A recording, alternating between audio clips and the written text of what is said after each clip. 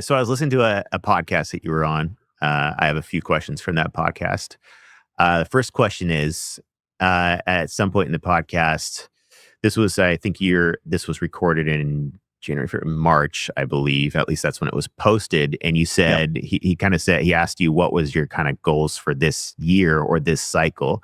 I think Bitcoin was at mid 70Ks or something. And your goal was that you want to 10x your crypto portfolio. So are you still sharing that same enthusiasm right now than you were then Yeah, for this cycle? Or absolutely. Yeah, absolutely. Well, so I think two things have kind of happened since then. I'm still very much on a lot of the portfolio can 10x, right? But the Bitcoin's not going to 10x, but that's yeah, more just like, I don't know, there.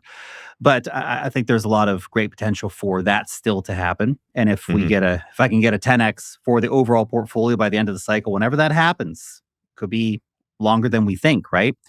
Then great. But one thing that has crept up in the back of my mind is sort of paranoia around the broader macroeconomic conditions. yeah, And that have been not, looming for years. yeah, I know. And maybe it all just goes away. The Fed really pulls off the soft landing, the inverted yield Yeah, curve is just bullshit, and everyone just moves on with their lives. But whenever we get the next significant market rally, and I don't know when that's going to be, looking like we could have that in Q4 of this year, but whenever we get the next significant market rally, I'm going to take off more money off the table than I was planning to initially.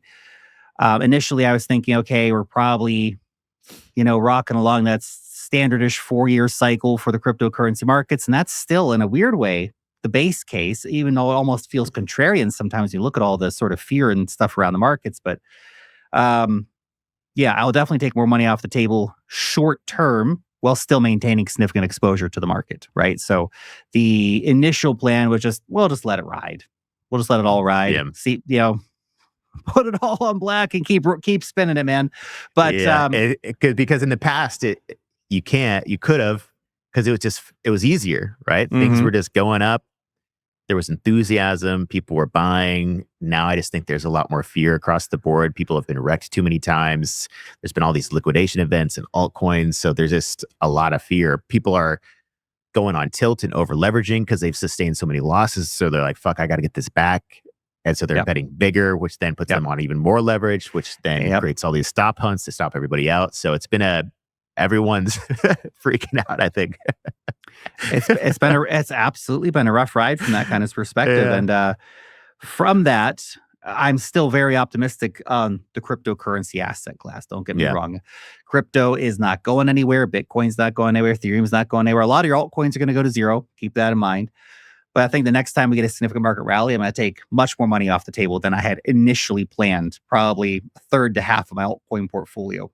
Yeah. I'll sleep a lot better at night when that happens. As I've been balls to the wall with my family's net worth so deeply in crypto, I just started to think like,